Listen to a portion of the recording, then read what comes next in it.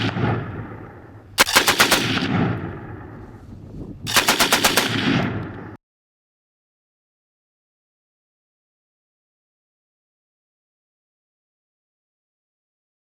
guys, thanks for tuning in to another video episode on the Forgotten Weapons Library. I'm Ian. Today we have a book on Polish pistols, specifically the VIS Radom 1935 pistol. These were entirely designed and built in Poland, or at least they were initially, and this particular pistol has something of a cult following today. It's, among those who are familiar with it, it's recognized as a very high quality pistol. These were initially designed and made kind of during the golden age of semi-auto pistols in the 1930s.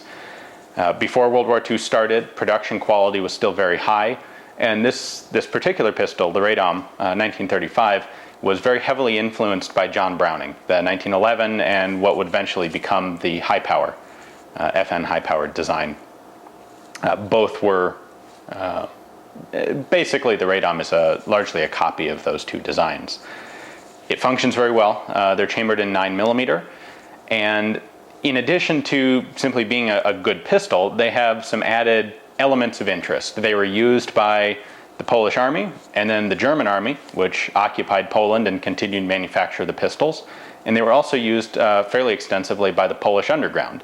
So it's interesting to find a single gun used by multiple sides in a conflict like that.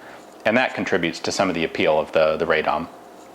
Well, William J. York has just last year published this particular book on the Radom. There's not a whole lot of reference material out there on this pistol, and this is one of those books that you know isn't going to be in print all that long, because there aren't a whole lot of people looking for a book that's this focused. So if this is a subject that you're interested in, I would highly recommend picking up a copy of this book now before it goes out of print and the price skyrockets. As far as information goes, this is, I think, going to be the best source on the Radom that you can find out there. The first section of the book has a number of historical documents and talks about all elements of the development of the Radom and how it transitioned through its different production stages. So there's discussion of different types of grips, for example, the removal of the takedown lever and the manual safety as those were dropped later in production.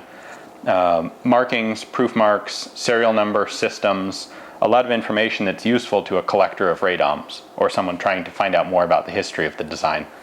The book also covers accessories, lanyards, holsters, magazines, that type of information. Quite a few original photographs in here dating back to World War II that are interesting to see. You know, it's cool to see the more unusual guns actually being used and photographed at the time. So the second section of this book is a little interesting, something I don't see a lot in reference works. It's actually sort of a photo library of more than 100 individual Radom pistols. So they photograph both sides of the gun and any particular interesting elements of it and have a brief description of each one. And while initially it may seem that's just kind of a filler, a way to have a lot of pages taken up in a book, that actually gives you a very interesting profile or cross-section of how manufacturing changed on the guns and what to look for at different periods.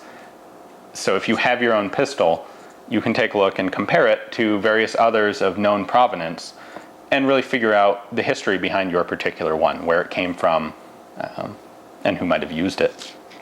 That does include a couple of unmarked guns or partially marked guns that are known to have been built and used by the Polish underground.